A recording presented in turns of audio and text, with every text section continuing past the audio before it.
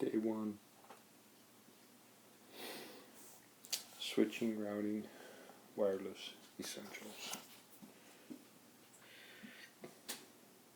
Review the syllabus, talk about objectives, the main objectives, break down into like objectives per module, and then within the module we have specific objectives. Okay, logged into access, and we access some devices. We did a little background on VLANs, talked about the physical layout. So we have a LAN, okay, between here and here, and our workstations here. And then we have virtual interfaces, okay, in which we can have separate virtual LANs. Like for example, down here we have a VLAN here, a VLAN here, management VLAN, and then a VLAN here. So some of those advantages, you can separate what VLAN can communicate with VLAN with an access list inside some type of routing device. Couple key things: VLANs are on separate networks, and the only way to move from one VLAN to another is to be routed. Okay? Up here I gave an example.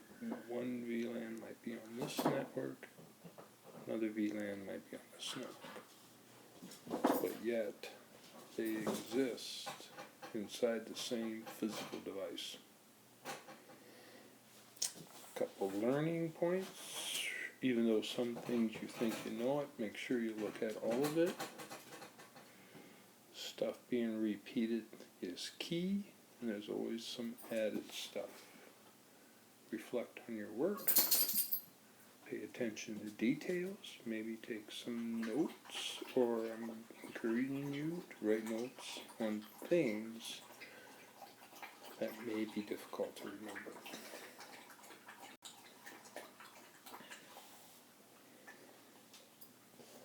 We configured the switches. So, we talked about the ports, and we go switch port.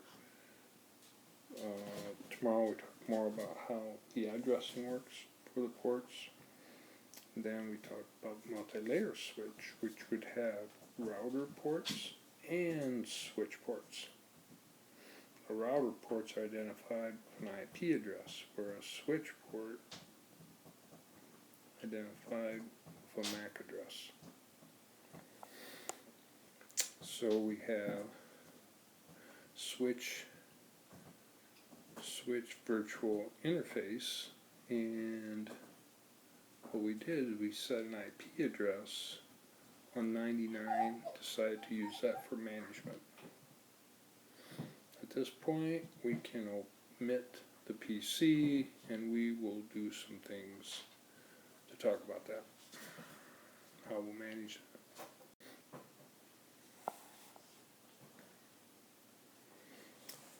that.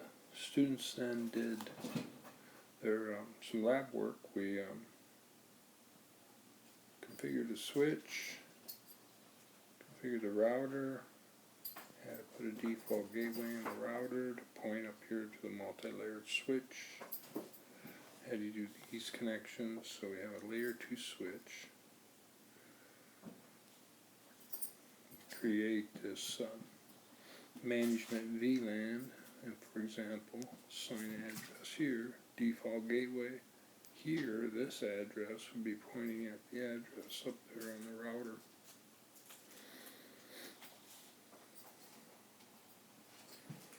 Okay. Now we talked about eventually being able to ping the firewall. So, for the labs, we should make sure, confirm that they're working. So you have a main document and you can create a new document, or you can put new main document configuration, any verification, prove that it's working, and these first labs need to be done by 6 p.m. For the students, key thing, curriculum, we'll do most of the labs. We'll start the labs in class, but you may need some extra time to finish them. You need to work on that curriculum. Packet traces, notes, materials, or what you'll be doing outside of regular class time. So to wrap up, configure the switch, configure the router. We should have configured the virtual VLAN inside the switch. Here is just an example. So we configured that. So we have an IP address in the switch for management purposes. Then we configured port on the router.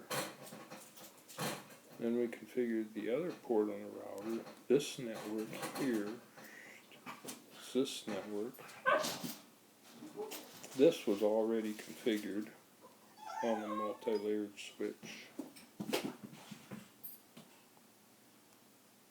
Okay.